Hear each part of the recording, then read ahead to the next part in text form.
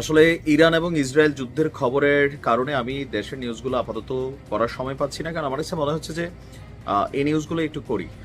তো এর ফাঁকে বাংলাদেশে বেশ কিছু ঘটনা ঘটে গেছে।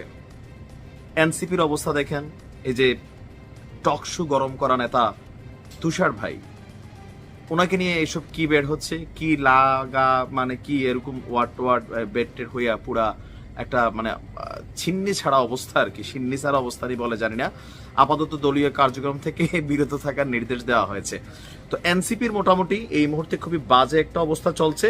তবে কেউ কেউ বলছেন যে প্রেম প্রীতি করলে এরকম নাকি টুকিটাকি হয়, আবার নতুন নতুন ক্ষমতা পাইলেও অনেকে পটানো টটানোর জন্য এগুলা করে। তো যাই হোক, এনসিপি অনেকটা এতিম অবস্থায় আছে। ডক্টর মোহাম্মদ ইউনূসের বিএনপির সাথে বা তারেক রহমানের সাথে লন্ডনের বৈঠকের পর অনেকটা পরিবর্তিত অবস্থায় এনসিপির সাথে একটা দূরত্ব ফিল হচ্ছে, অনেকে মনে করছে। তবে ডক্টর ইউনূস থাইমা নাই, উনি এইসব চিন্তার টাইম নাই। যেই সময়টা আছে এই সময়ের মধ্যে বাংলাদেশকে আরো কিছু দিতে চায়।